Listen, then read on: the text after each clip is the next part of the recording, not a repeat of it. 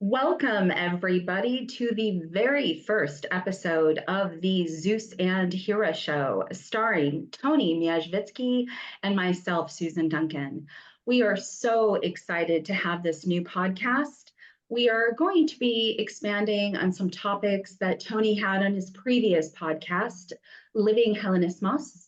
We will, of course, be having fabulous authors on promoting their books, their new projects, and also allowing the show to grow organically to reach its final form. We also are going to be guided by deity and the source of our own inspirations, which will hopefully guide us. And now for the disclaimer. This and any of the views expressed myself or anybody on the show are for informational purposes only and may or may not be the opinion of Tony or the management. So without further ado, I would like to actually introduce the star of the show, Tony Mierzwicki.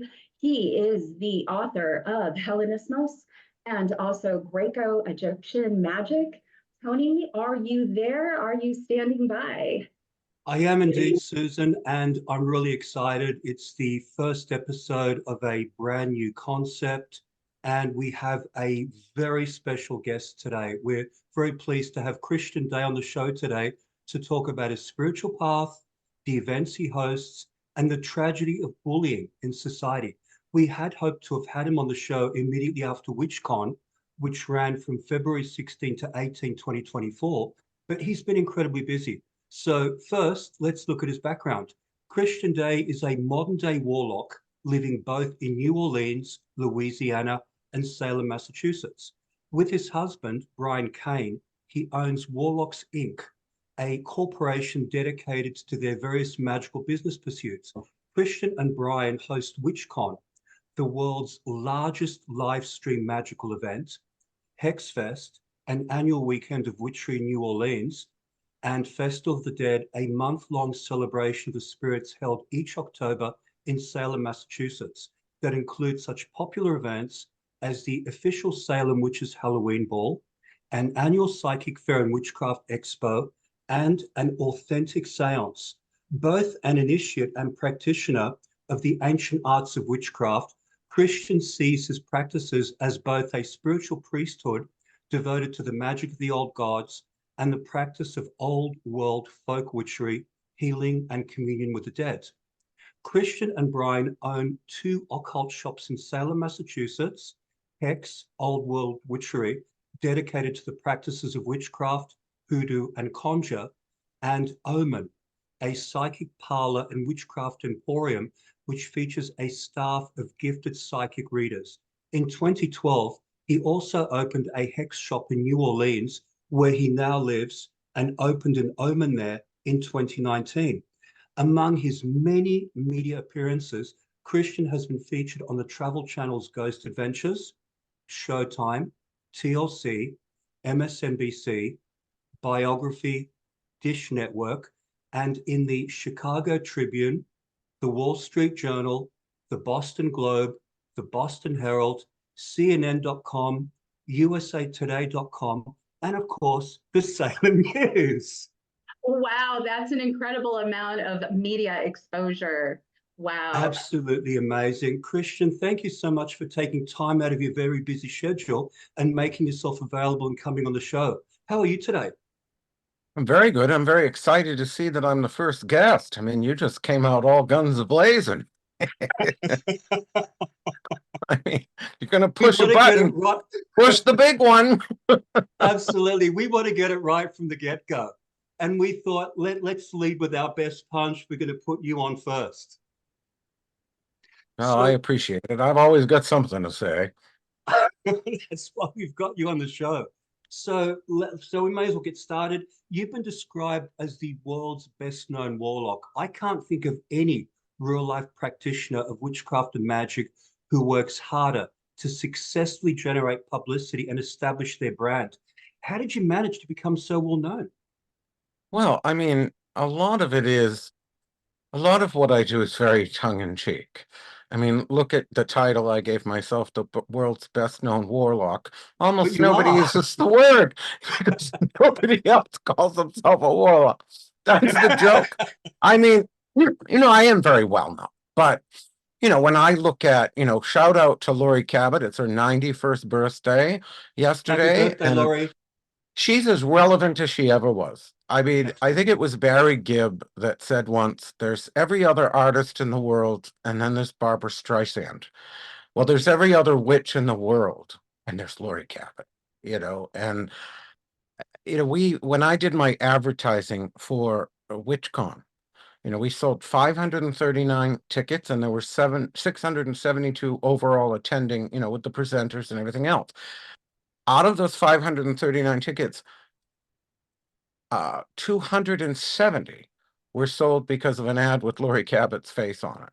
And Wow. the conversion cost, which is how much it costs for each time somebody bought a ticket, it costs $20, out of the $95 ticket price. So she says, I think people sometimes write her off in our community and they don't realize, what she is. And so I'm merely in the shadow of that. I think we all are.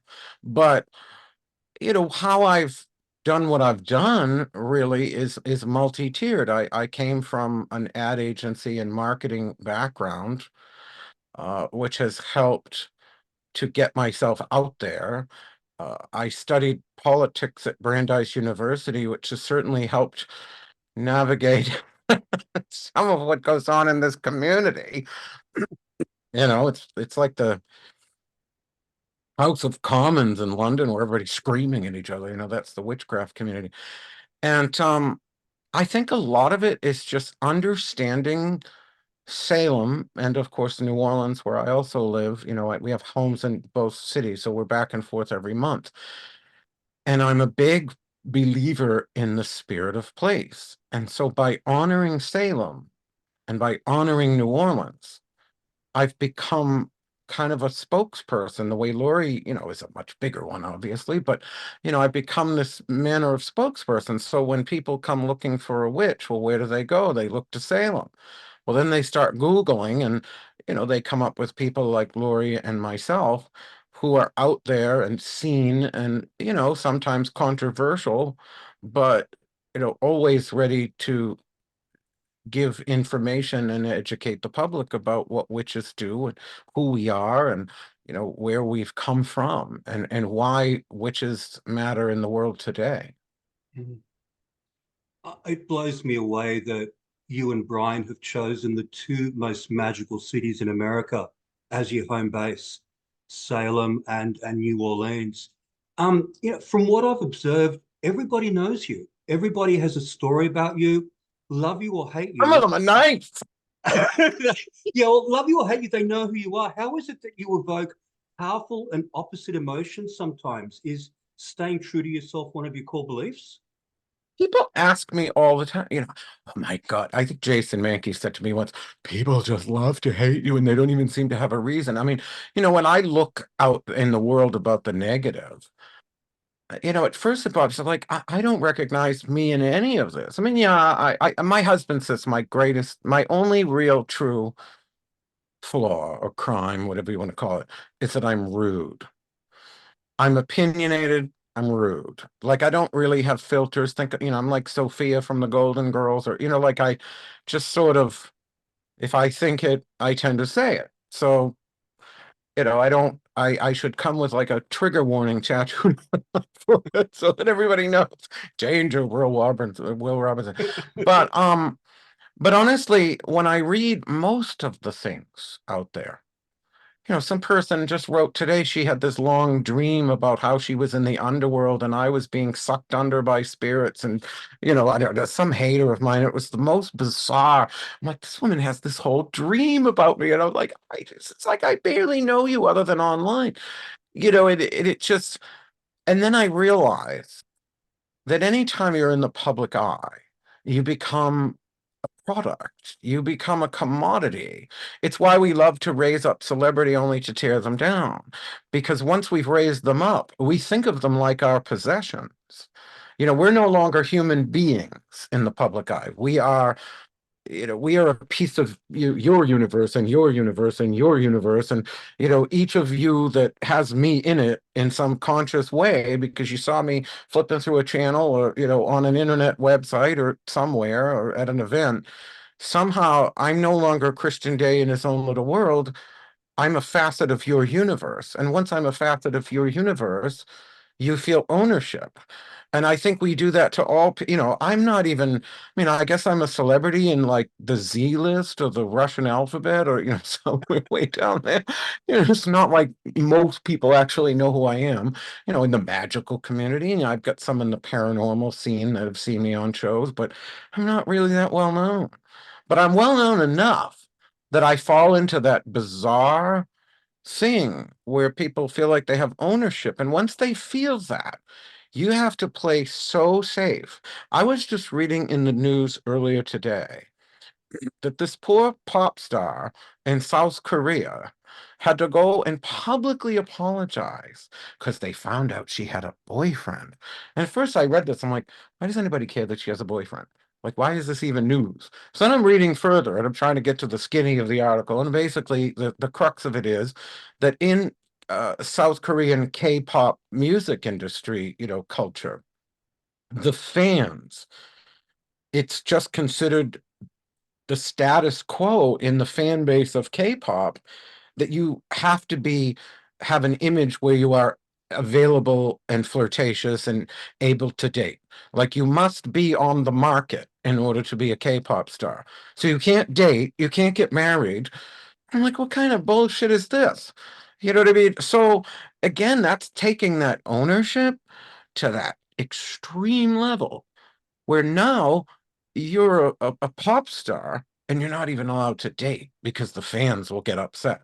So what that kind of tells you as an extreme example is what those of us, including you, Johnny, I've seen you go through it, where when you put yourself out there, they immediately fixate on you. They begin to form ownership relationships with you. And then, God forbid, you step outside a box. Well, hello, I've never colored well inside the box. I've said sometimes what I felt I needed to say. I mean, since being initiated into, initiatory craft as a priest of the goddess in 2017, I think it's mellowed me somewhat. I'm not as visceral as I used to be. I mean, maybe the trigger warning has a lowercase t. I don't know. It's it definitely, I'm still very opinionated, but I think sometimes people they come up with whole fantasies. Like this person that just had here's a long Facebook post about her dream and how I got my just dessert from the gods of the underworld and Hecate was coming to get me and all this. I mean, I'm like, this is all Ronald Reagan's fault because he cut all the money in the 80s to the nut houses, and these people used to be in rubber rooms, and now we have to look at them. I'm just saying. Maybe I would have been there too. I don't know. Who can say? I'm a little crazy, but you know what I'm saying.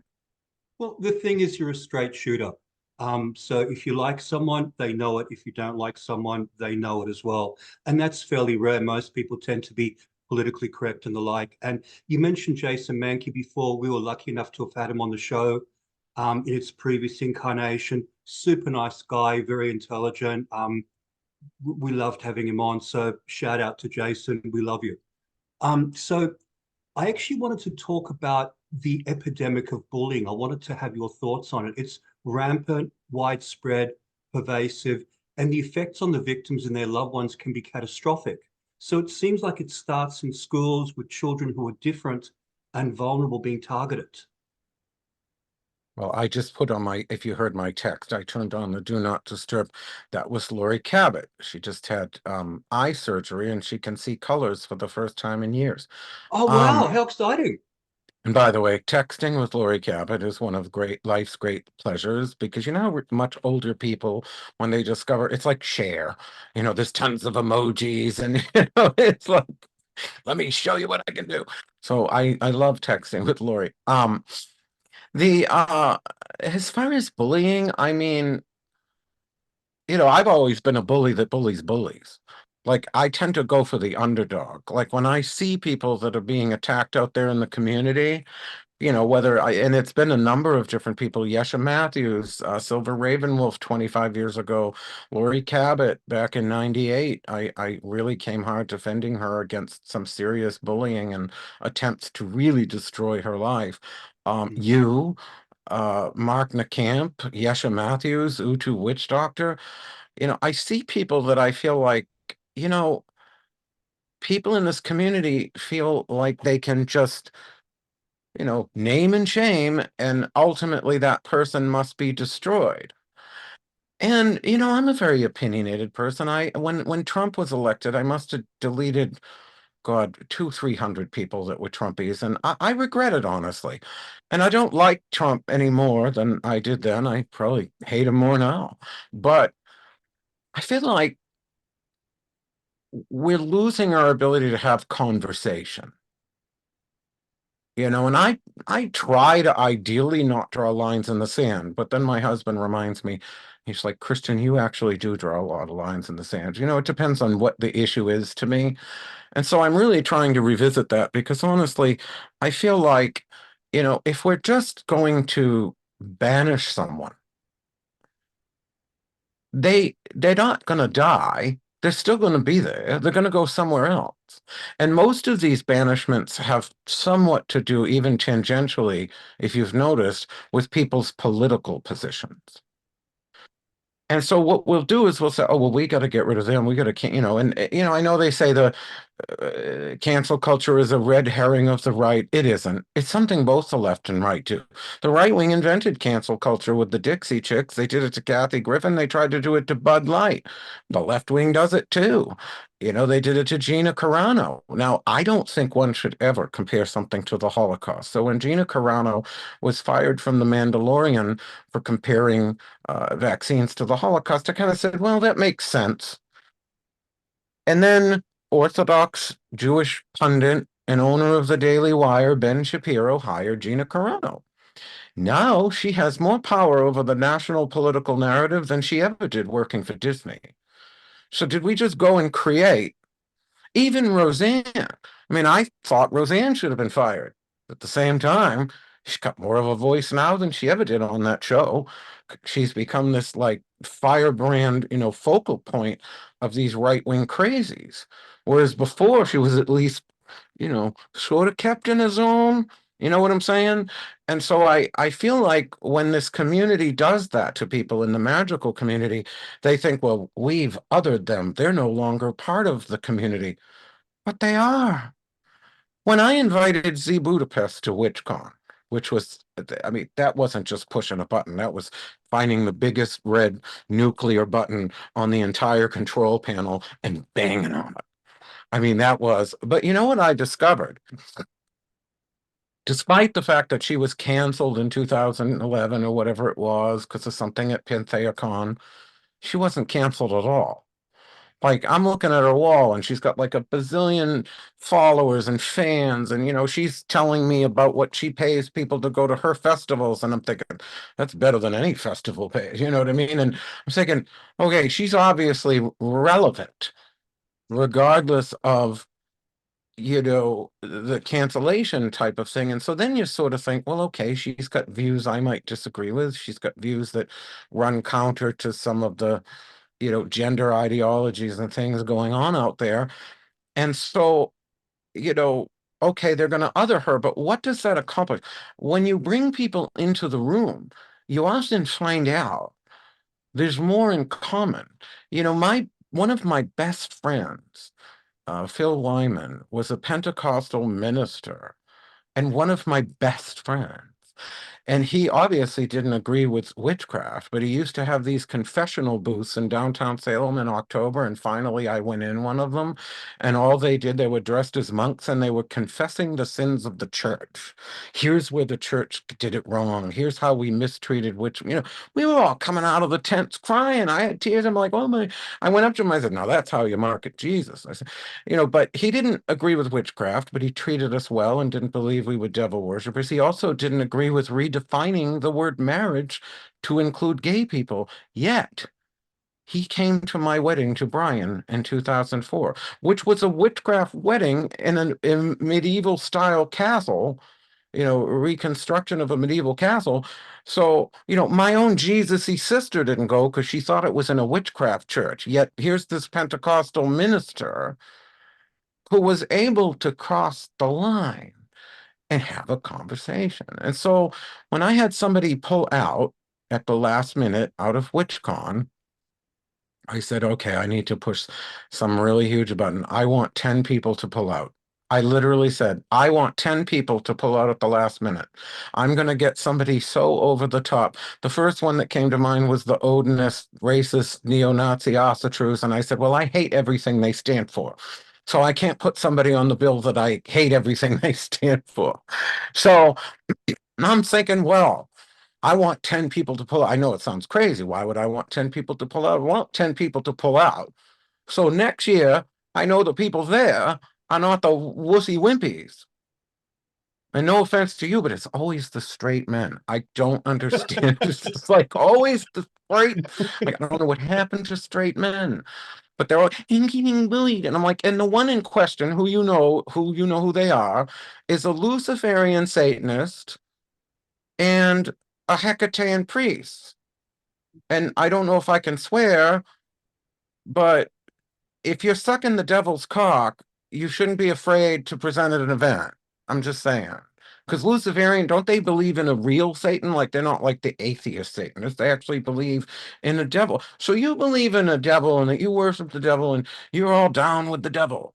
But you're getting bullied out of some of it. And I'm like, so yeah, I was like, I don't care if I have to get Stephen McNallen or some tiki torch Charlottesville, like, and mind you, I'm like the 1% of my friends list, even remotely trying to defend Israel, so I'm like super pro Jew, and like, but I'm like, what can I find that's offensive? Because I wanted to get 10 people to pull out so that I would know the following year who is really there standing courageously. Because here's the thing. This isn't about money to me. As long as there are muggles in an October in Salem, I will never be poor, nor can I ever be canceled. So I do I make a little money from Hexfest and WitchCon, but it's nothing to write home about. It certainly isn't, it's a drop in the bucket of, we are about a $4 million annual corporation. I don't see any of that, but I have a little bit of it. But we're generating revenue. Those events aren't doing. Those events are my way of giving back, of making magic relevant, of keeping magic out there. If I can make a few bucks, fine. It's not even like the money I make from either Hexfest or WitchCon, which are my only integrations into the magical community. It wouldn't pay for one of my vacations. I'm just saying. So, they are my way of upholding magic and keeping it real in the world and introducing new people that might be coming through our shops, because I am kind of a public person. So a lot of people come to witchcraft through me the way they do through Laurie Cabot. I might be their gateway drug, so to speak. And so I want to introduce them to all of you. Llewellyn authors, people, that are writing for Wiser and all these other people that might not be on TV or seen by these regular schmoes that, I'm the gateway drug. So, they meet me and then I bring them to the rest of you. But here's the thing. It might, yeah, if it made no money, though that's not true. I said that Hexfest, I would do Hexfest every year, even if it was 20,000 in the red. And we did get to a very good place profitably, and then COVID happened. And in 2022, we were 20,000 in the red, Hexfest, and I still did it. I didn't cancel it. I didn't say, oh, we're losing $20,000. I'm going to cancel it. I didn't cancel it. Last year was 2,000 in the red. Still didn't cancel it. So not only does it not make money because of the tourism, all tourism is down and people aren't leaving they're not leaving the house as much. So of course the online event does great, but it's not that there aren't people there, mind you. We'll have about 300 people at Hexfest, but it's a very expensive event to produce. We fly everyone, we hotel everyone, we give them dinners, and we have catering and top shelf booze and what have you. So it's I do it to give back. So what I'm not going to do is stand with the weak in the bullied and the poor me. And, it's like, look, if I'm going to bring this together and make this a magical platform for people to stand on, they're going to need to learn to stand. And so I thought, well, okay, who can I bring that I don't totally disagree with? Well, let's take Z Budapest and Ruth Barrett. I don't agree with everything they say, but their religious belief that they should be able to go and have an event where all they look at is vagina, I don't have a problem with that. The two trans women that spoke at my events didn't have a problem with that. A number of trans women friends of mine said they didn't have a problem with that. It's sort of like those people that say, oh, only black people can practice voodoo or hoodoo. And there's a whole bunch of people of color out there that will tell you that.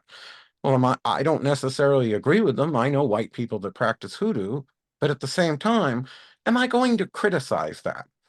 Well, if you're a black person and you think if your religious belief is that only people like you can practice hoodoo, well, that's your religious belief. I don't sit there and say, oh, I think the Catholics are wrong for not ordaining women. I'm not Catholic. I'm not weighing in on what the Catholic Church does. I don't care. If Z Budapest wants to go to a campground and look at nothing but pussy, that's her choice. I mean, I should note though that she'd prefer me to say it that vulgarly, but the reality is that's her religious belief. So I thought, well, you know what? I actually, she and I have had our words in the day. She did email me. She says, my witches are upset I'm presenting with you, but I said the spirits worked over your soul and you're not the dick you used to be. And I laughed because, we all evolve. I'm sure I was more of a dick back in the day. But that doesn't change who she is. How she and I might have felt about each other or whatever, to me, isn't as important as who is Z Budapest to the world. She predates Starhawk. She literally birthed feminist witchcraft and the goddess spirituality movement. There's an entire Glastonbury centered around goddess spirituality that probably wouldn't exist without all the work she did, thousands of miles away to empower women to reclaim the goddess. And when I look at that, I say to myself, wasn't that bigger than if she or I have an issue, or if there's little bullet points that her and trans people might disagree with, or I think that it's sort of like those statue debates when they say, oh, we need to take this statue down because it represents racism. Well, how I evaluate that is that why it was there? Like if there's a statue of General Lee in New Orleans, yeah, that needed to come down. The only reason anybody puts generally up is to celebrate the Civil War and they think slavery is a good thing. But then you get a picture of George Washington, well, are we going to take, okay, might own slaves or whatever, but George Washington wasn't put there because he was a slave owner. He was put there because he was George Washington. Although what if we found out Martin Luther King hated gays? I mean, he didn't, but what if we found that out? Are we going to take a statue of Martin Luther King down because he had views we didn't agree with? I think the intent of why that statue is there matters. And I think bringing that back to this discussion, who is Z Budapest? Who is Ruth Barrett? Who is, I finally learned how to say your name. So, Mierzwicki? Mierzwicki, yeah. Oh, because she said Vicky and I always said Wiki, so I didn't know what. Yeah, she's actually trying to pronounce it the proper Polish way.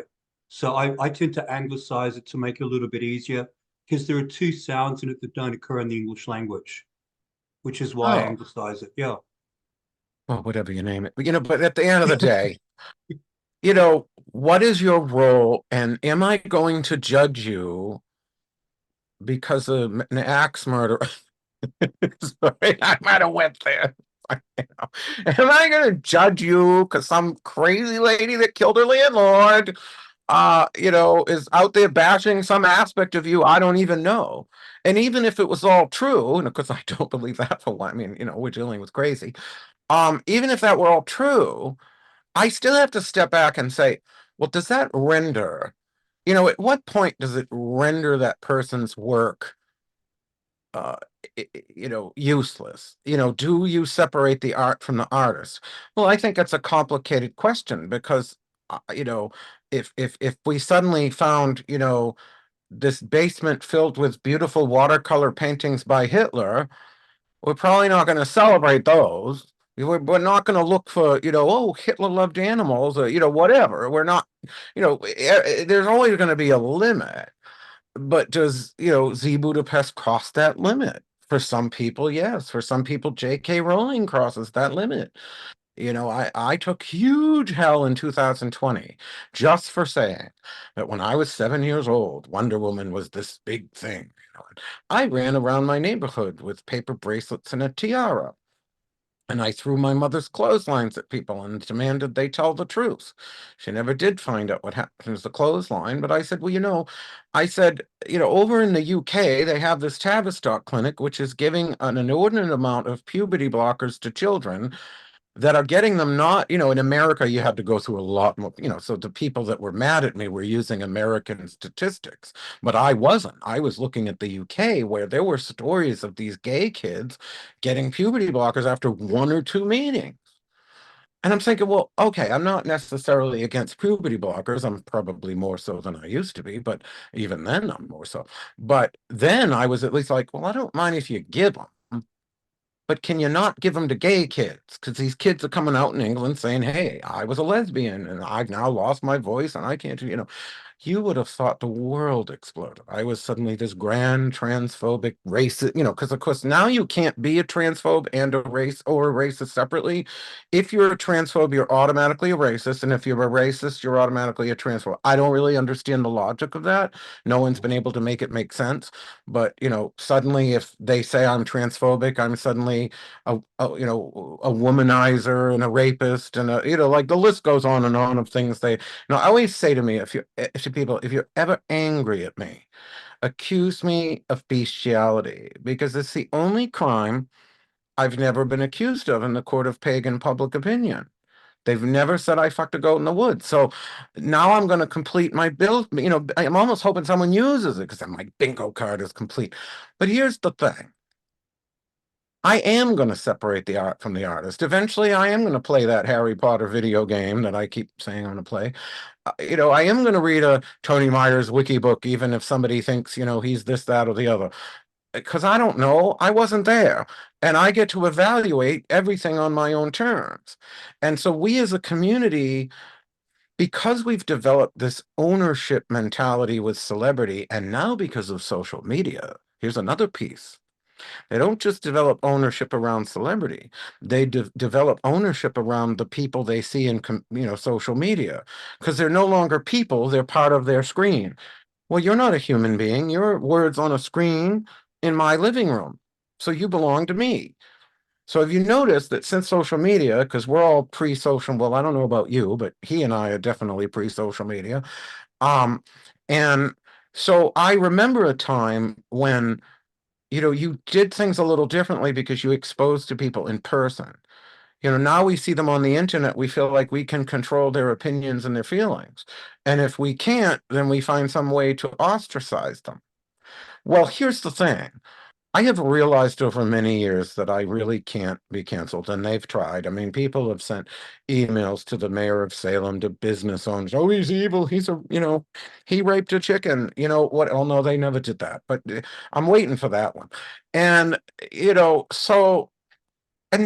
never been able to do a thing. I'm still here.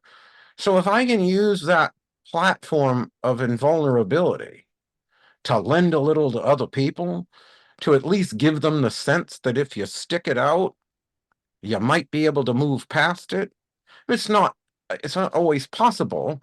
If you work in a situation or a job where, you can't have opinions, like journalists, for example, are often restricted from having personal opinion. Well, not as much these days, but, there was that sort of tone. And so, there are going to be situations, but I mean, I have found that when people present at my events and they're bullied, all they really have to do is say, screw you, and that's it. And yeah, some fans might abandon them. You know, Jason Mankey, I mean, I'm being blunt, but he did tell somebody he wouldn't present at my event because he's bullied. And that was after giving me an award for the best festival because we have such a diversity at our event, because we pay people, at least fly them, hotel them, etc. And it gives them if you're a person that is economically disadvantaged, and of course, in America, people of color are often kept down economically, it actually provides those opportunities. Now, I love Jason, Mm. but do I think that's the smart choice? Well, no, I don't. I think if you stick it out, I mean, look, I can't be in everyone's head of why they do what they do. I can't, I can't be the courage for people. All I can do is set an example and say, look, I've been sticking it out. Like they've thrown everything at me. And why do I do this? Because this is what I'm supposed to do.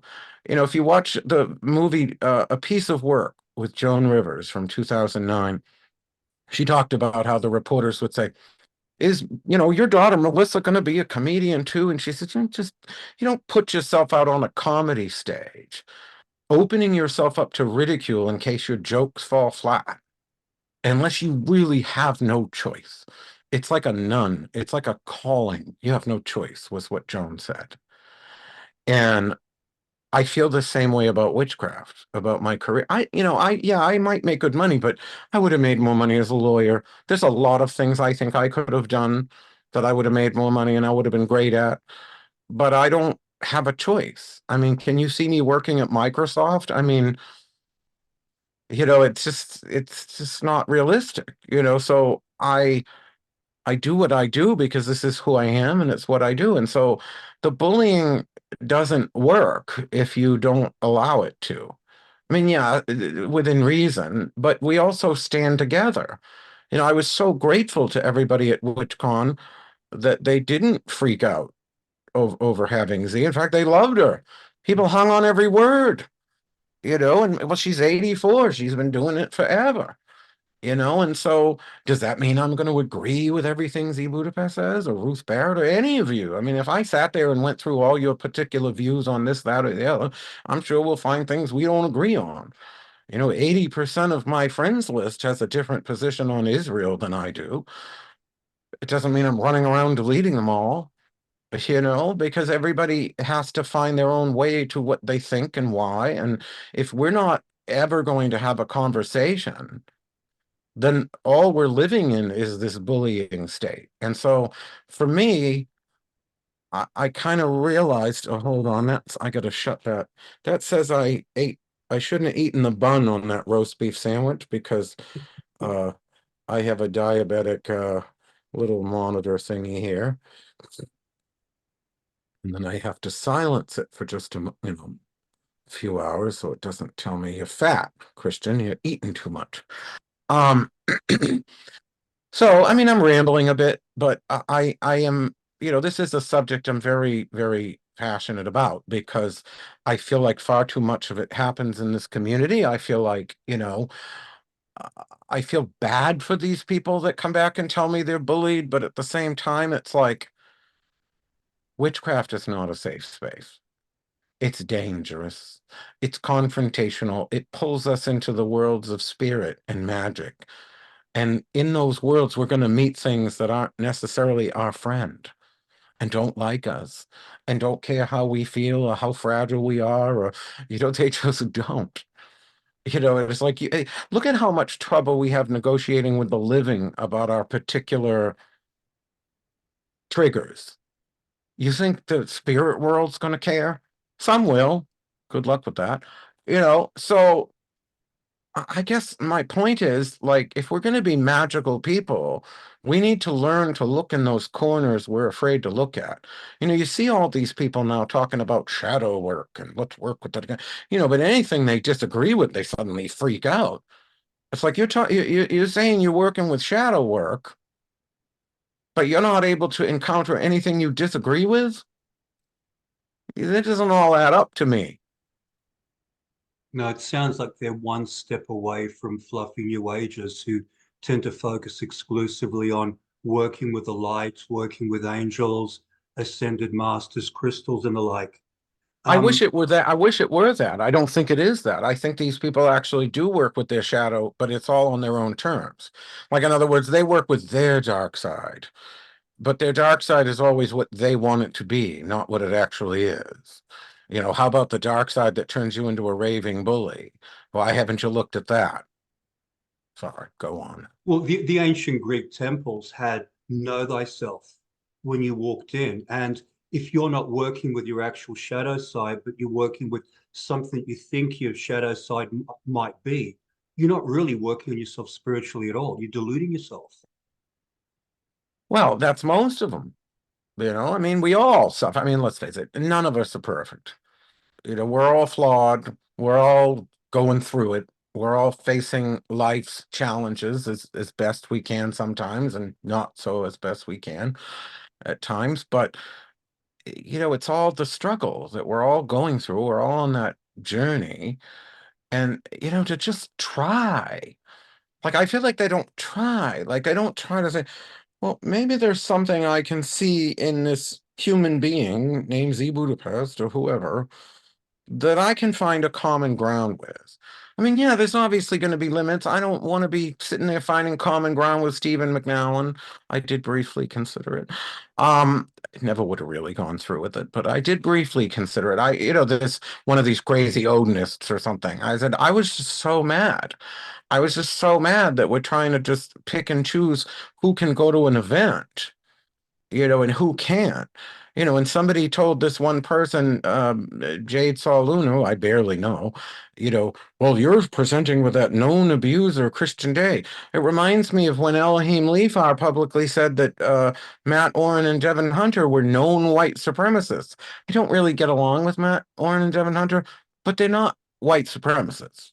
They're They're not sweethearts. known white supremacists. They're not No, secret they're absolute white supremacists. sweethearts. I met them at Hmm. PantheaCon years ago. Nicest couple of guys you could have hoped to meet. I don't know if I'd say nice, but it doesn't matter. What I I thought what I think of them doesn't matter. My point is, I don't think it's right for this one author to come out and say, "Oh, they're known white space." That's very destructive. It's, I guess, my point. It's like, okay, if I tell you someone's racist, I'm not going to name them. There's a shop that I've said many times is racist. I've got a PDF 16 pages long demonstrating their connections to Stephen McNallen and Valgard Murray and these other, people on the Southern Poverty Law Center's, website of hate groups. And, it's like they got written up in Vice magazine, for their, being racist to one of their employees. I mean, it's just, if I say to you, so and so is racist, you can take that to the bank. Because I don't issue those sorts, like, I don't idly toss those sorts of things out. I don't idly, I did once as a joke. And people took that wrong, of course, because about a year and a half ago, they went on the whole Christian is a transphobe and whatever. And the person that said it, I then went on Twitter and made this sort of snarky, does anybody get pedophile vibes from so-and-so? Because I can't tell. And it was so, I mean, I don't know. I thought it was tongue in cheek, but they were like, when gay people and trans people are accused of me, and that's transphobic. I said, well, I was really proving a point. I thought it was obviously tongue in cheek, but the point I was making was, these people in the pagan community that weaponize their teensy tiny little platforms. What was the line in Phantom Menace from, Qui-Gon Jinn? There's always a bigger fish. I have a far bigger platform. If you're going to come at me and weaponize your 10 people, I might, I never have really. Like, I have a lot of followers. I've never weaponized them against anybody. I could. I just never I've never needed to. I'm myself. I don't need to weaponize people. But, the message was there. Okay, you can go out there and say I'm a transphobic racist. Maybe I can call you a child molester. But at the end of the day, it's who's going to have more people listening. And it was a tongue-in-cheek thing. I probably could have thought better of it. It was definitely one of those in the moment, ooh, what button can I push? That sent them even more over the edge. But it didn't achieve what I wanted to, unfortunately, which was, don't you realize that when you're hurling these false accusations out, they can be hurled at you? Like, that's a street that goes both ways. That went way over the heads of these people, but, it is what it is. At the end of the day, I will sometimes go to these really edgy places to prove a point and kind of say, well, what if the shoe is on the other foot here? Especially with, like, I mean, what you and I have in common, mean, Jesus Christ, this person has the nerve to criticize you in every public setting, and she almost certainly cut up her landlord. I don't know for sure, but I haven't read all the court transcripts. I don't know. I have an opinion, and One, that one, person's going to point a finger at you. yeah, one thing I find is that a lot of people are intellectually lazy. They're happy to take it on faith, information that people gives them, and they accept it unquestioningly. In my case, I'm only aware of two people that have gone to the effort of going to the Orange County courthouses to track down the case notes and actually look at the unedited case notes, look at them in their entirety, and then make up their own God, mind. I want those. I All actually I have. found was the basic. Yeah, but here's the thing. And all Yeah. these people, he re-traumatized a rape victim was the argument that got made. And I said, bullshit. First of all, my father was one of the biggest pot smugglers on the Eastern Seaboard, and he was also paranoid. He's supplied biker gangs of the Northeast for 30 years with their marijuana. Like, I have a sense of that kind of criminal paranoia because I grew up around it. And here's what I can tell you. I find it really hard to believe that if the one man was the full, he was the only criminal in this particular thing, there's no way he's going to go through airport security and get on a 5-hour flight to Seattle with someone that is anything less than an accomplice. Yeah. Period. End of story. I'm not saying that women can't be, or anybody for that fact, emotionally traumatized enough to where they will go willingly onto the plane. I don't deny that. What I question is that the criminals are going to do it. Like, I'm going to take a chance. I think I've got this lady like nice and, controlled. I think she's totally under my spell. Oh no. I can't imagine anybody going through that, because all you're going to think about is if she's just so much of a shred that she might scream in the middle of airport security, the jig is up. So Yeah. I'm not buying it. I'm just not buying it. I don't buy it.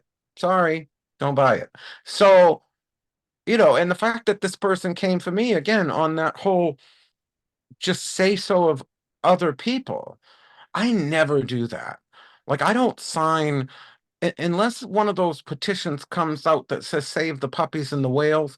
I don't put my name on it. Like, I don't sign hardly anything unless I've, like one of the city councils asked me to sign something that was going to allow in-law apartments or something like that, and I had to go through every tiny, are they trying to restrict Airbnbs, are they doing this, are they doing, because I'm all for more affordable housing, and I did ultimately sign the thing.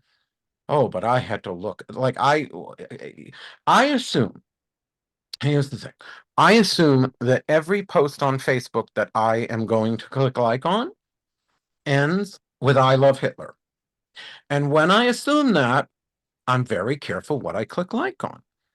Because people will like these long posts and then they'll be like, I didn't know it was attacking you, or you know what I mean? And it's like, because you didn't read the whole thing. I don't lend my name to anything I don't agree with. I told a friend recently he wanted me to go to this event that he was having, and I said, I don't like that it's connected to this particular thing. I don't want to be connected to. So I don't want to lend my name. It's nothing against you. But if it's putting me, and I realize that's a difficulty for WitchCon. There are times I've had people pull out because they had personal issues with someone else on the roster. I mean, what are you going to do? It's a digital event. It's not like you really have to interact. But I could understand it to a point. I could understand somebody not wanting to go to Hexfest because maybe their ex-wife is there. I don't know. I mean, you're never going to, that's the kind of thing I can understand. But these people that draw all these political boundaries and you can never have a conversation, and you got to bully everybody, and I feel like if I can at least set an example, not necessarily as the best human being, I get it, I can be a real asshole, but at least as someone who is standing for who they are, what they believe, what they're here on this earth to do, you know what I mean? And hopefully, try to elevate my own soul through priesthood and magical work. I mean, I think sometimes my husband is the high priest of the coven, and I think I drive him crazy at times because I'm not so great at following rules, but I do try to elevate. And I think we all have that in us to try to live better lives, but I don't think that we're living better lives by living on our knees in servitude to the whims of public opinion. That to me is not living. Hmm. That to Before me this, is, huh? I was just going to say that before this interview, I read up on the First Amendment, which protects freedom of most speech. So the only things that are excluded are things like obscene material, plagiarism of copyrighted material, defamation, libel and slander, true threats, and speech inciting illegal actions or soliciting others to commit crimes. So presumably that means that civil debate among people with divergent viewpoints should be just fine. Yeah, And but you have like, to be careful there because you're talking about America. You know what I mean? Like there's different rules everywhere. Like if I lived in the United Kingdom, I could actually sue some of these people with the things they say about me. I don't know that I agree with that. Trump wanted to change our laws so that libel and slander, it would be easier to sue for libel and slander as a public figure. And that would be a boon for me on one level. But I still don't agree with it, and here's why. Like, if they changed the libel law so that, like, that it would be easier, because as a public figure, you have to prove not only that they lied, but that they knew they were lying, and they didn't just believe it because they heard it on the internet. But here's the thing. If they change that law, like Trump wants them to change, yeah, I could sue everybody that says something crazy about me. But number one, 99% of the people that say something crazy about me are on some sort of cuckoo check government disability stipend for anxiety, or, not even something physical, but, I can't wear it because I'm emotional, and they have an Obama phone and no money. So even if I could sue them, what am I going to take? It's not like they have a house.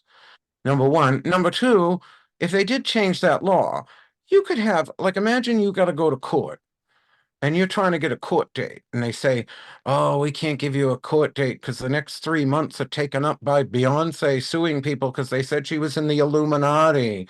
You know what I mean? Imagine if every celebrity could sue for every little rumor. Like the courts would never get anything done, which is why they have that rule. It's why they have, and that's why I think it's important because it separates the trivial. Because at the end of the day, what is these people? They say all these things, but has it really taken a drop of water out of my swimming pool? No. I mean, yeah, it's made it difficult. When I'm out there trying to get people to sign up for WitchCon, it was really hard last year because I had these people calling me every sort of thing. And so Fiona Horn convinced me to go a little further afield. So I ended up with people from Greece and, India and all this sort of thing. And now what I did was I opened it up to the public. So now anybody can apply. So my goal is to have more people than I could possibly have and then whittle them down. Because frankly, it's great to have a lot of big names, but content is king with an event like WitchCon. It really is. When you have something that you have to be able to deliver, like take Rachel True. She's a movie star. She was in The yeah, Craft. yeah. She presented at WitchCon, but let me tell you, she brought it. I didn't know what to expect because sometimes you think, oh, the movie star, maybe they didn't have all this time to be an expert on such and such. She was Rachel Pollack level. Like Yeah, her yeah, she knew knowledge her of stuff. because I've studied tarot for 37 years. I know the symbol. Like she just bam, bam, bam. And I was like, this is what I'm talking, like, yeah, it's great. You're Rachel True. You were on this movie. We all loved it. That's awesome. But to actually be delivering compelling educational content that brings people to a magical consciousness. Now that's what I'm talking about. And so I've already got quite a few submissions from people I've never even heard of. And I'm looking at some of their they've got credentials, some more than others, but there's some that, you look at their bio and I'm like, and then you look at their class and you're like, oh, this person knows, what they're talking about. Mm. And we do vet them. I go out to their websites and I go out and I look around, I try to see, does this look like some schlemiel or is this somebody that's really serious? And that's always my husband's biggest worry, in the intro to WitchCon. He was like, well, we can't vet everybody. I'm like, Brian, I don't scrape these people off the street. But there are things that are going to slip through that you can't know everything about everybody.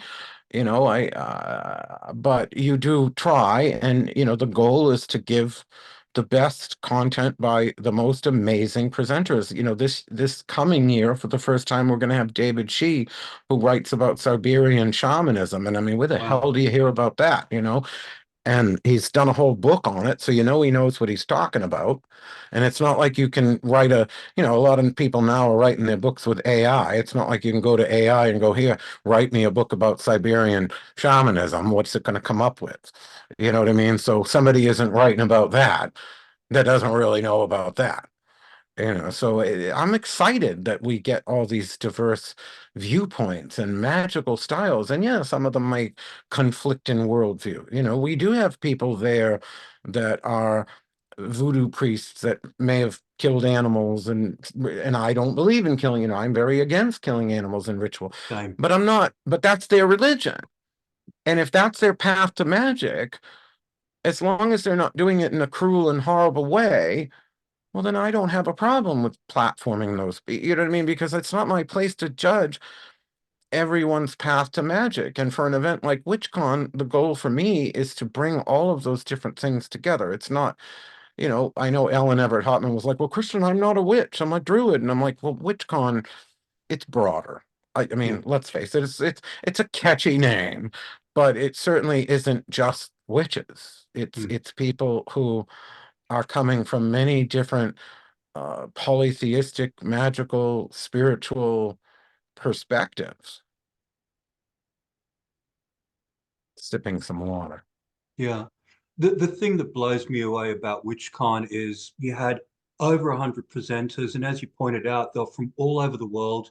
They represented numerous spiritual modalities and differing viewpoints on hot button issues. So some of the presenters were academics, some of those held PhDs, others were members of Gus, covens or magical orders, and did others you were see just, Gus?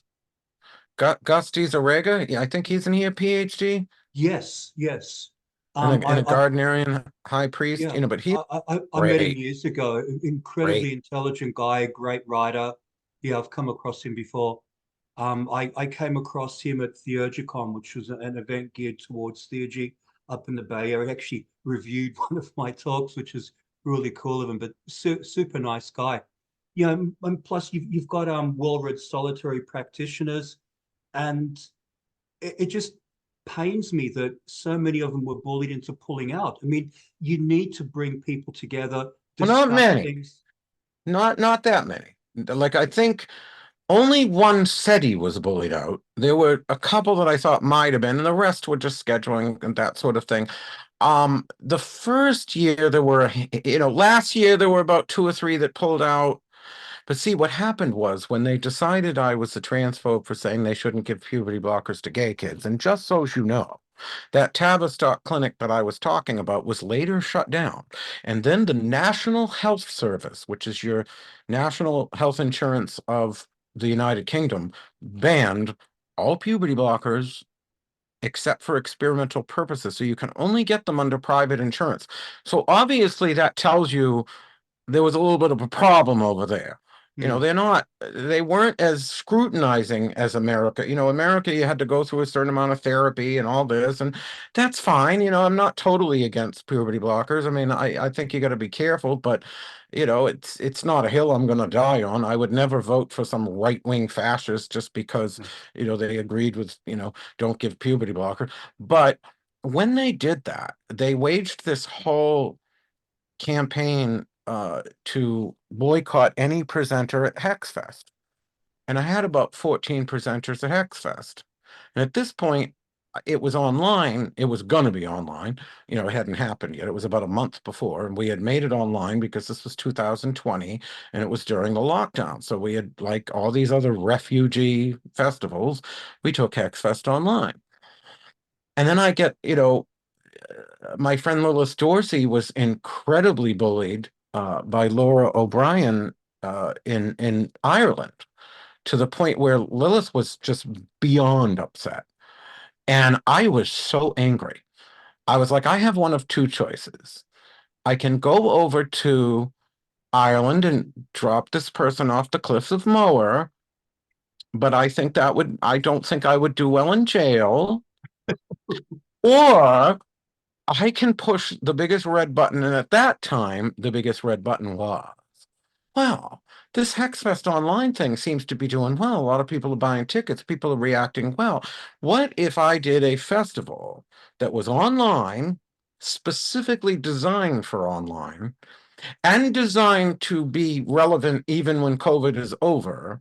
Because it takes advantage of the internationality of the internet. So I can have people on an island in Greece or in India, which I notice a lot of these online festivals don't do. It's the same old 10 people you see at all the other festivals. You know what I mean? They don't really try hard to take advantage of the fact that the internet is live and that it also allows you to record everything so people can go back. You know, if they have a platform like Crowdcast that we use, unlike, which I don't like Zoom for that type of event, because Crowdcast automatically archives all the videos. And so I don't have to do it. It makes it really easy for people to go back and watch the recordings. So I sat and I thought,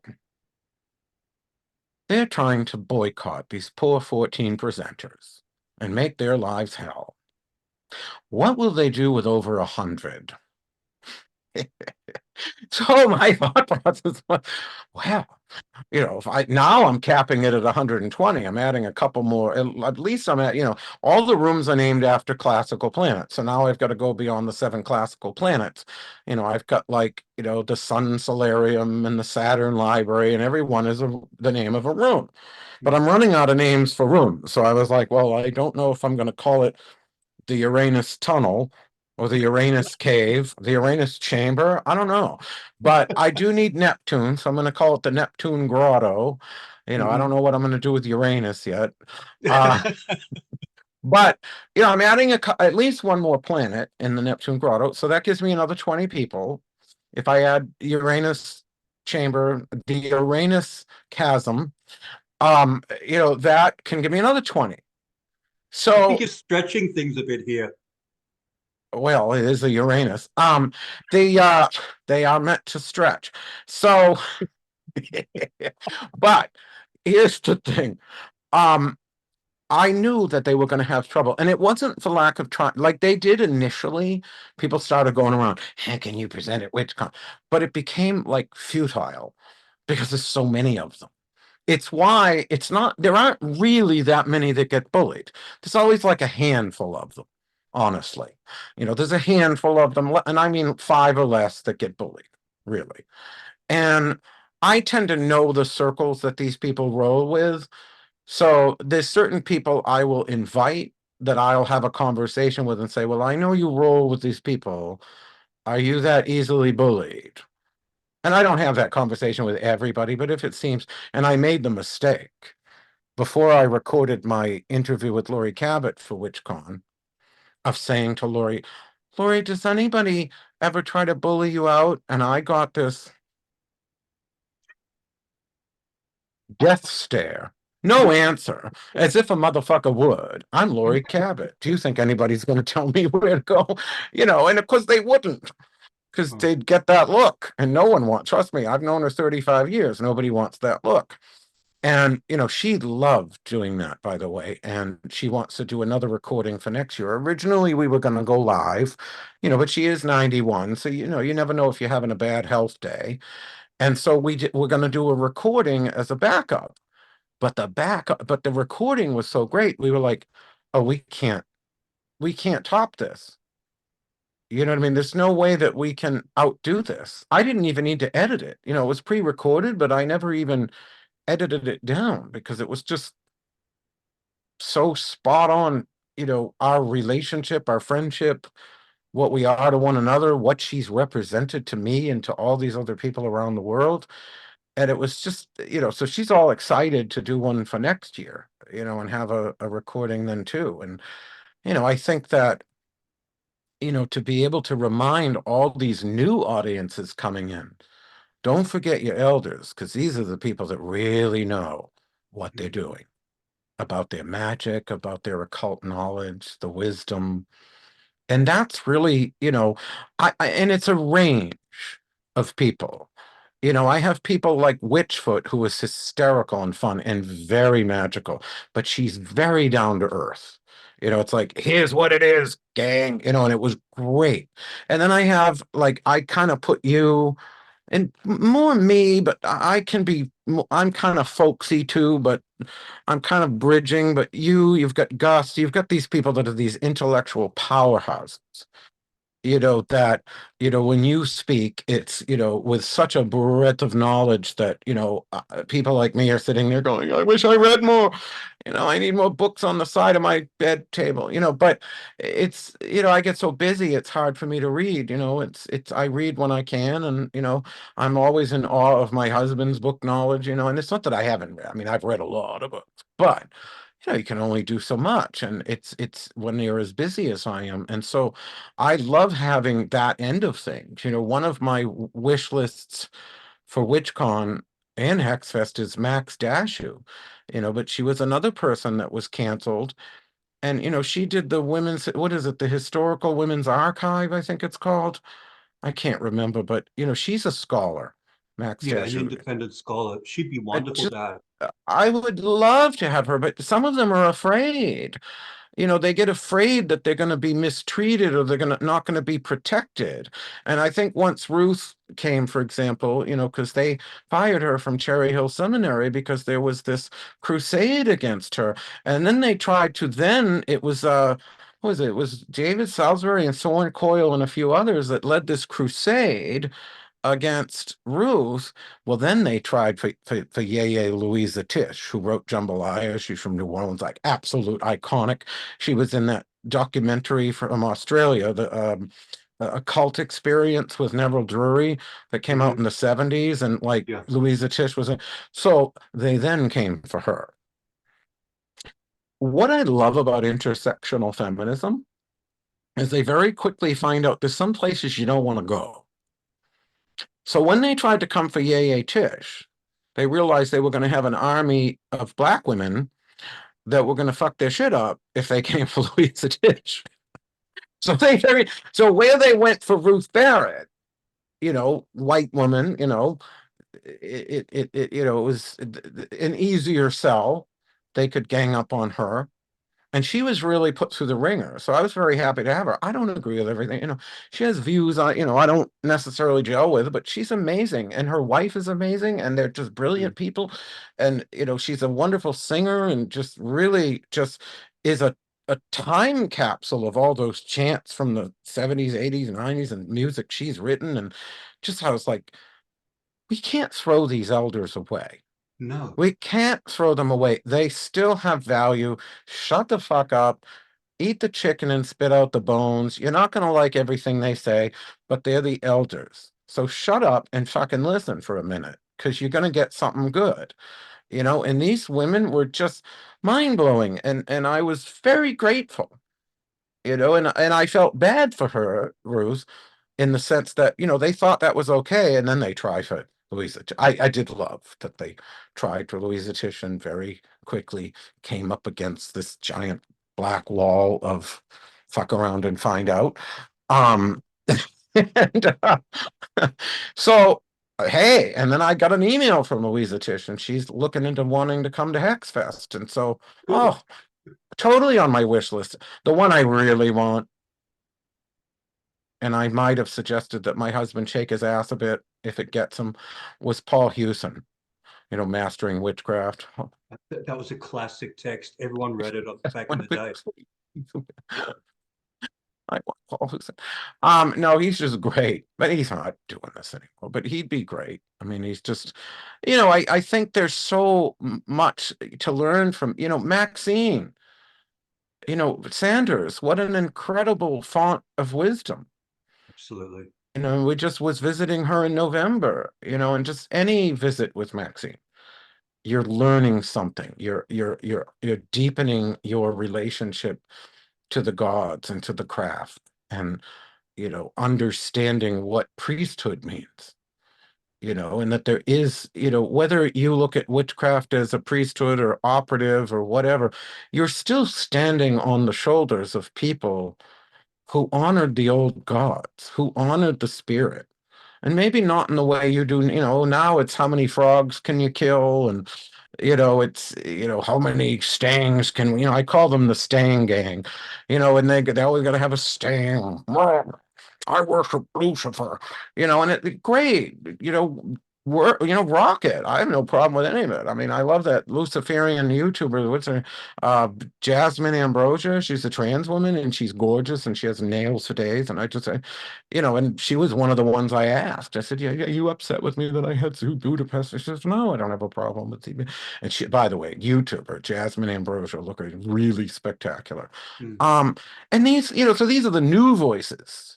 And you want to bring these people in, and you want to bring the elders in, and you want to bring people like we're in the middle, sort of, and we're not quite the old, we're not quite the new, but we're out there and bringing people something that they need, which is occult magical wisdom and understanding of the gods and their purpose for us and our purpose in life. And I don't know, rambling a bit, but you get the idea. I really like the way you're focusing on the elders in society. A friend of mine, Murtagan Doyle, a few years ago had what he called the Pagan Elders Project, where he was interviewing a lot of elders, trying to get information from them before they passed on, because so many elders have passed on and taken their wisdom with them. So you're actually contributing to preserving the wisdom of the elders. There's such a huge push in society now where teenagers are only interested in what other teenagers have to say. They're overlooking the wisdom of the elders. So I'm really grateful that you're bringing that in. So what I wanted to ask you was, what advice do you have to people who've been subjected to bullying? How can they stand in their own power and not conform to the prevailing narrative? My father always said that the most powerful magic in the world is the magic of do. D-O. I don't think there's many people that emblemize that quite as well as Fiona Horn. I mean, rock star, scuba diver, skydiver, commercial pilot, yoga instructor, fire dancer. I mean, the list goes on. And model as well. And has been the subject of one of the most brutal witchcraft cancel campaigns when she was on that show Mad House in 2004. And it was hurtful, but you know what she did? She just kept going. Yeah.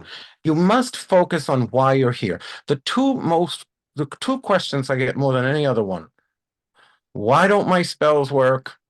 Why doesn't my magic work? And how do you keep doing what you do in the face of these haters and bullies and cancels and everything else? The answer to both questions is the same. If you know why you're here, you will stick. If this is your purpose, nothing will dissuade you. So the real question isn't, well, what do I need to do to stand strong? It's, if you're not standing strong, you need to reevaluate why you're here to begin with. Because if this ain't for you, go back to the church. Go do something else. It's not to sound unsympathetic, but it's not about doing something to withstand the haters. It's about doing what you're supposed to do. Lori, I mean, I'm not always good at it. Obviously, I can be reactionary. Sometimes these people do things and they push me just far enough and, the steam blows and I'll say something. But, so I'll sometimes say, do as I say, not as I do. Look to Lori Cabot.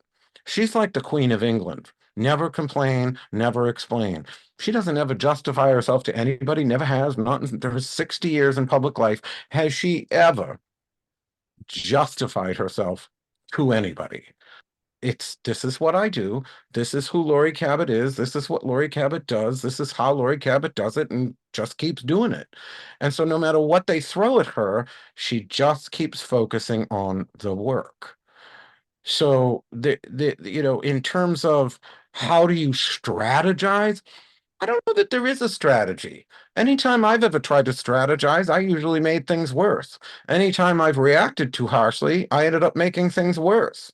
I still sometimes make things worse. I have a terrible temper, so, if they push me far enough, I do tend to blow.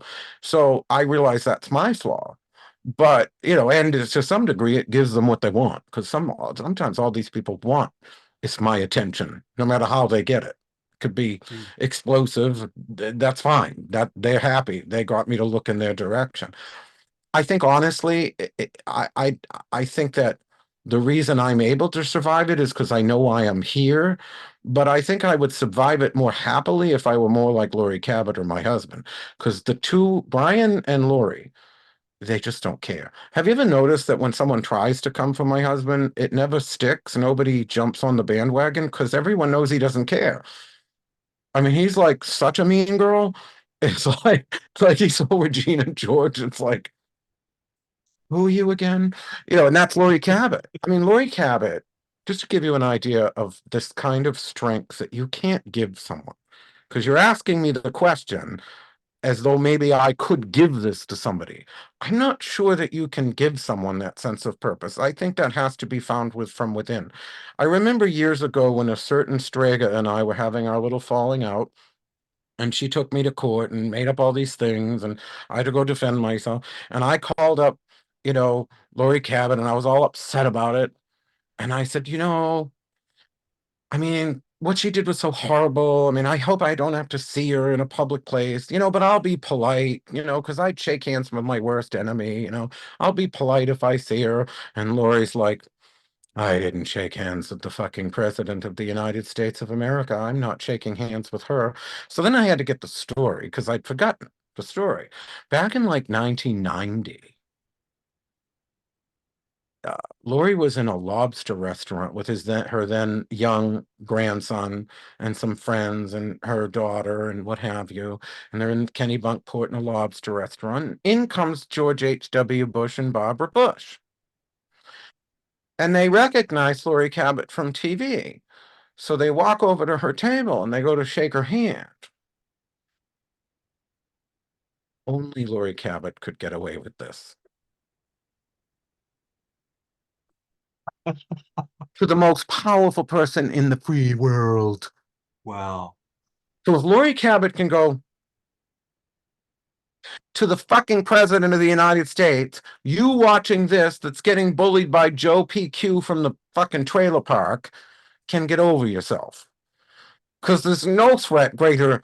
Imagine what the president could do to fuck you up. Imagine the lists you could end up with on the FBI. Imagine, look what Trump and his family put Kathy Griffin through.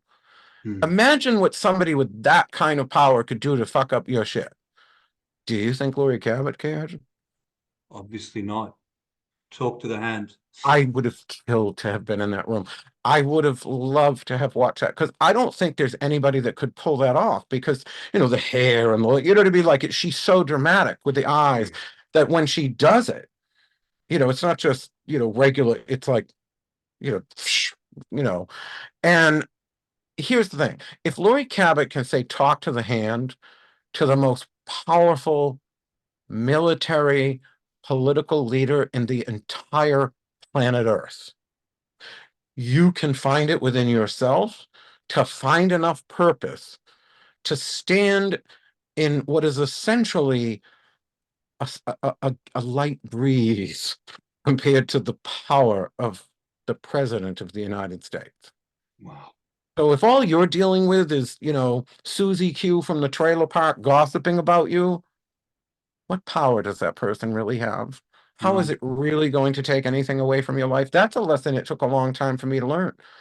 I didn't learn it until 2016. I went in to buy a company Jeep and I asked what the revenue was. And, I didn't know because I had only just incorporated 2 years before.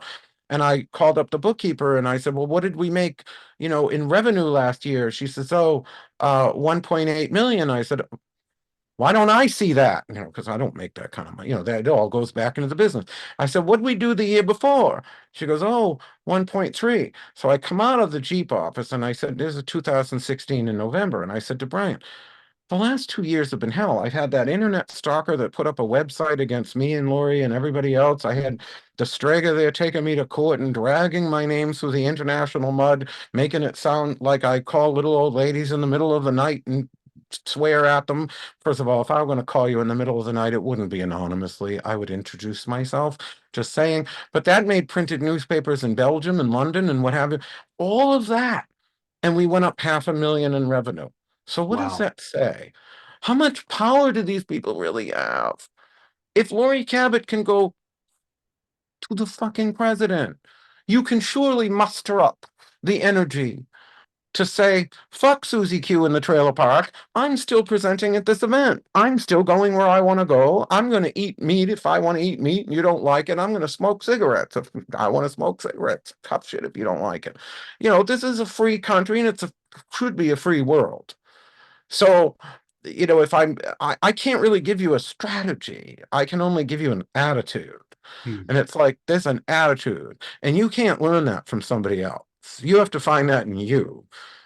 I wouldn't have. Let me tell you something. If the president of the United States came up to me, like it could be Trump. I hate the man. If Trump came up to me, I'd be like, hey, I'd be like, my God, it's the president. It's like meeting Oprah.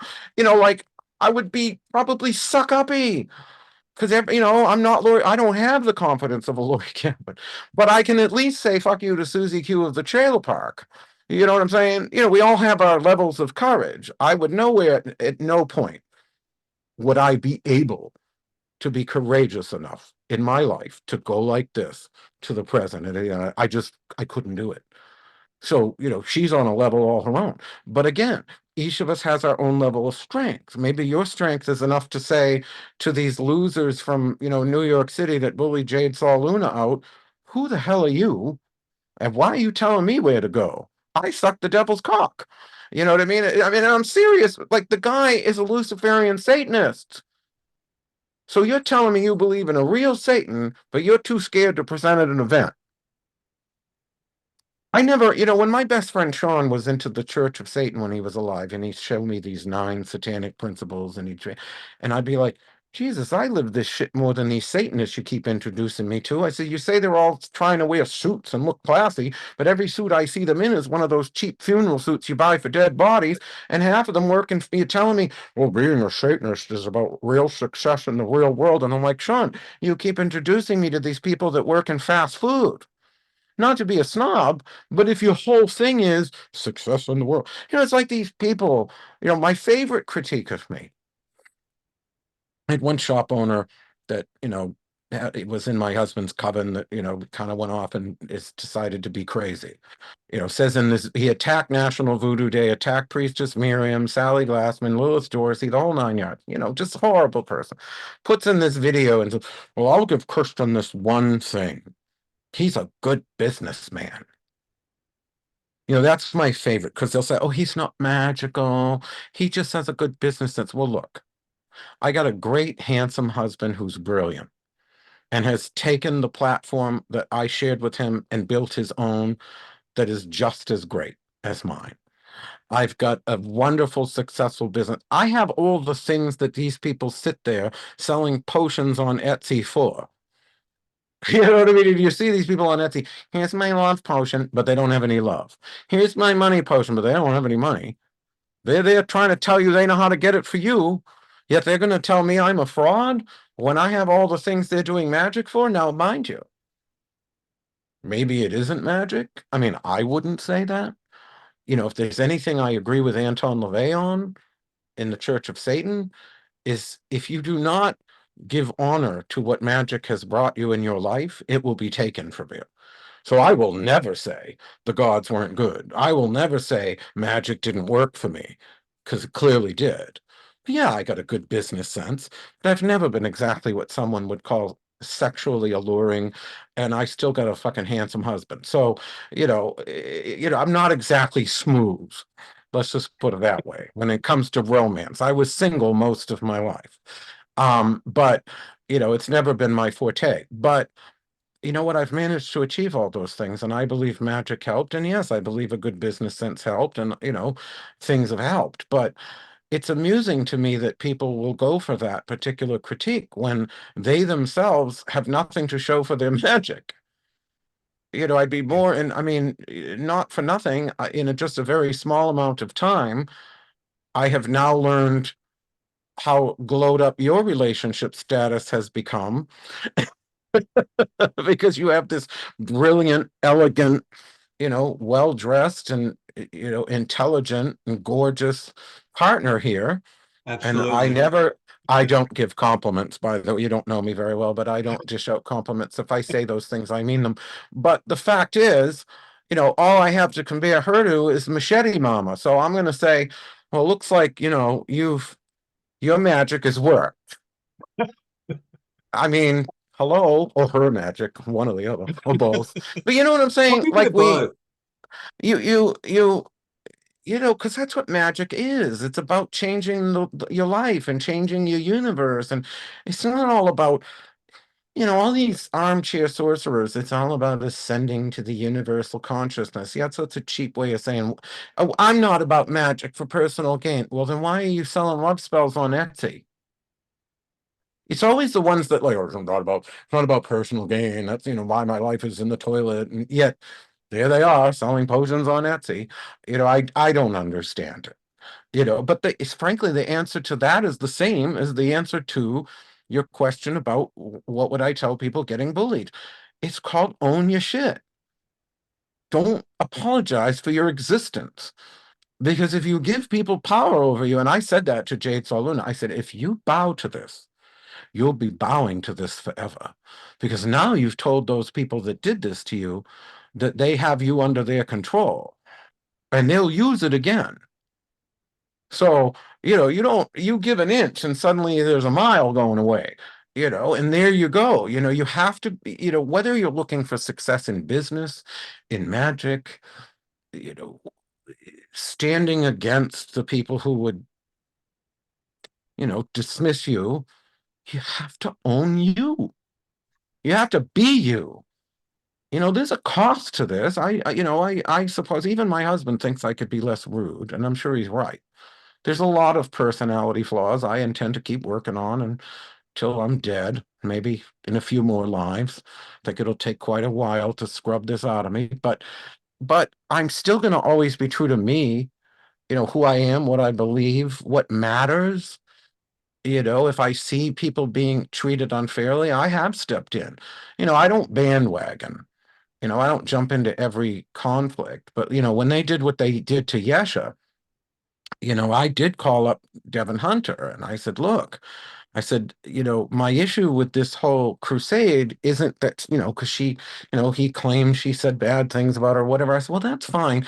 I said, but what I'm seeing in this public statement about Yeshua was she's an abuser and, she, you can trust us. And they didn't actually list anything she did. So anybody that would go on and say, well, what did she do? They would say, well, how dare you shame the victims into reliving their trauma? And I'm like, well, wait a minute here. This is America. We have the right to confront our accusers.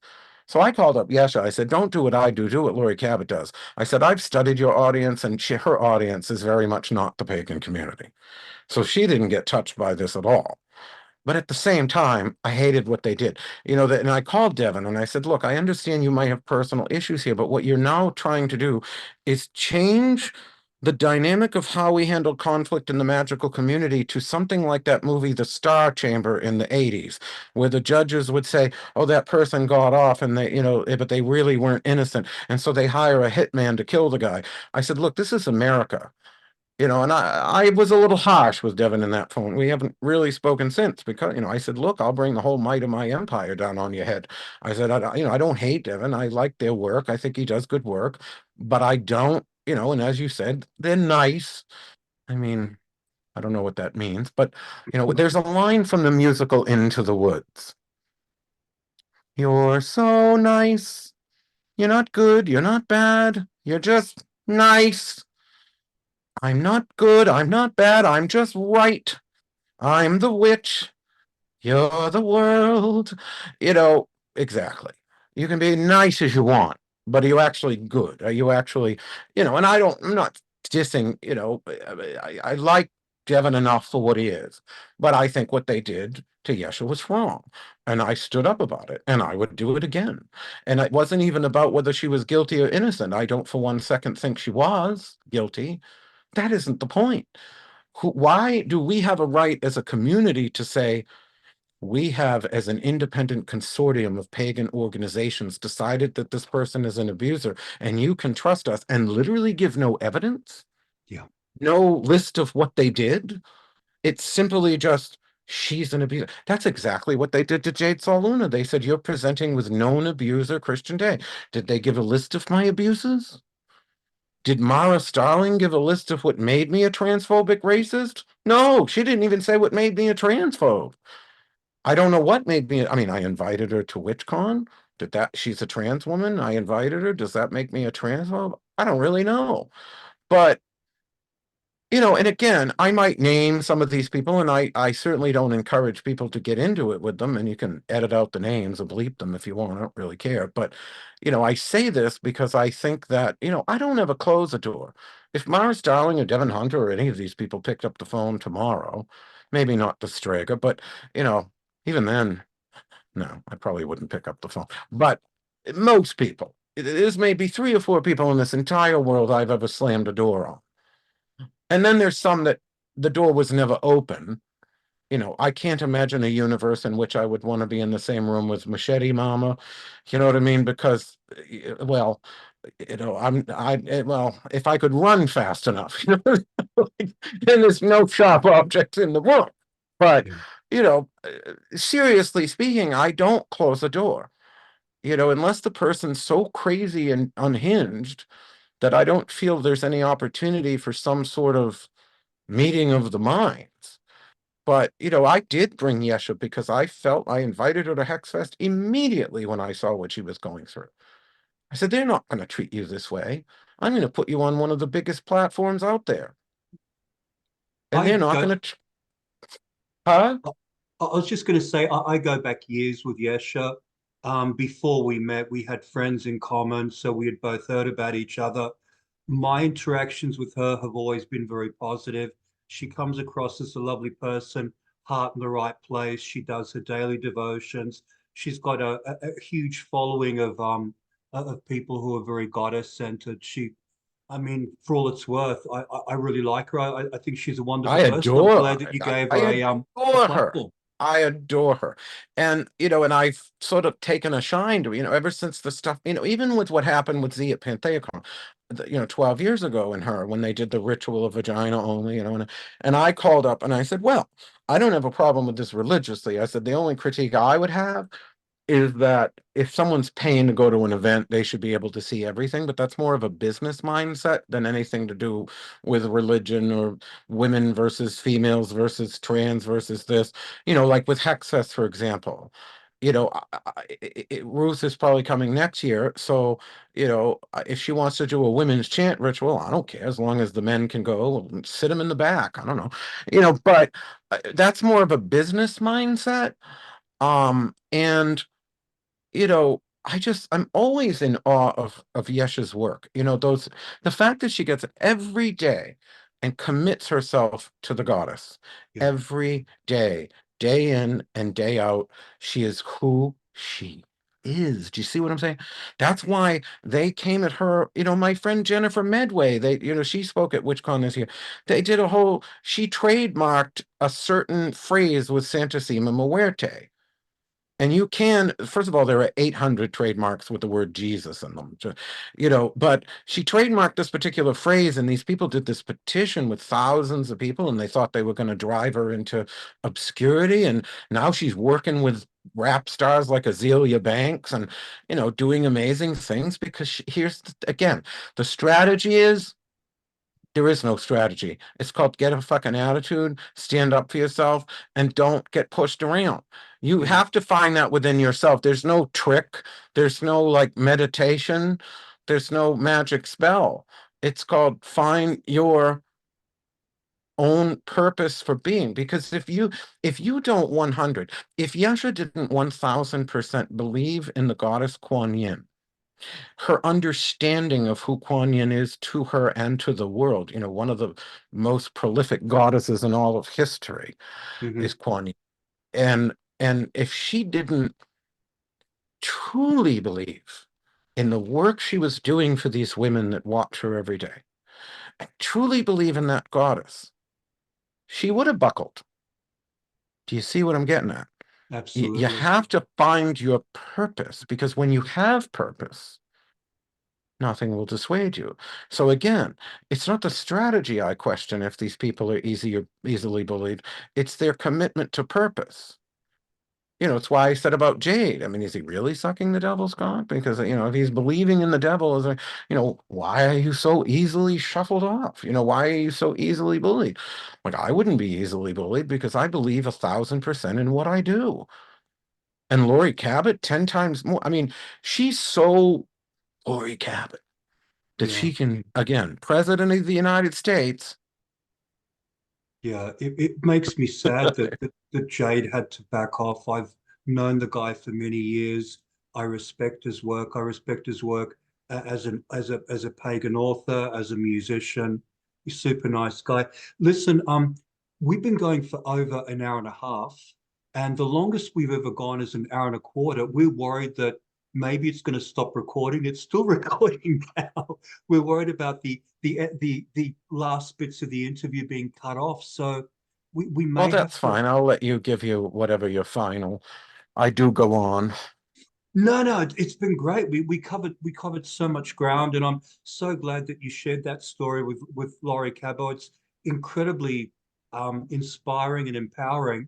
So what I normally do to wrap it up, and I ask people what current projects they're engaging in and how people can contact them to learn more about them, and then I say a few closing words. So I'm just worried about the whole thing being cut off. I'd rather end it nicely and naturally.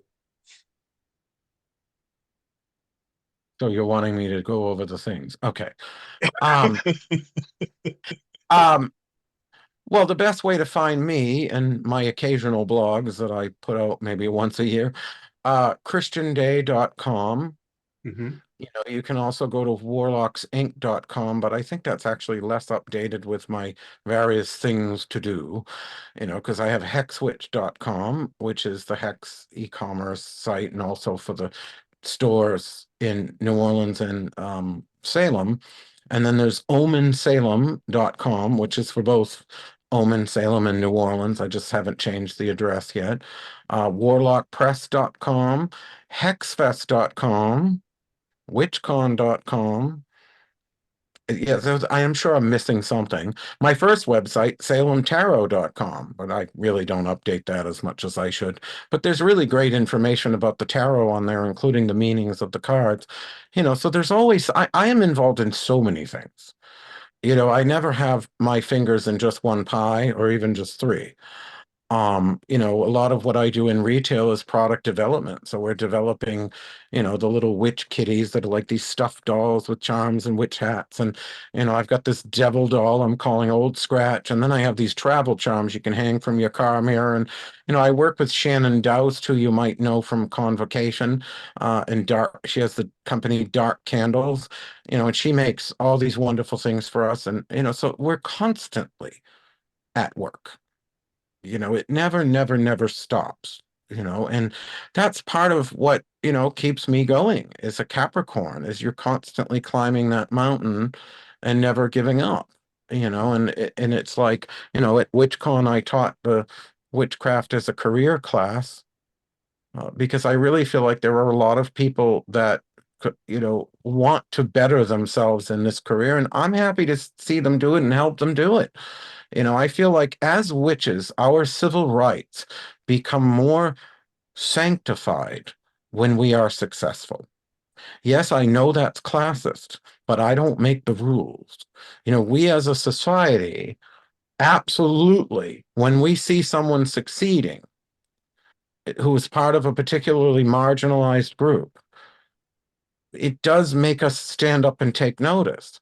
So when we as witches and magical people are succeeding in the world, we're setting a message, that we are part of this world. We are helping people. We are giving them things that they need to transform their lives.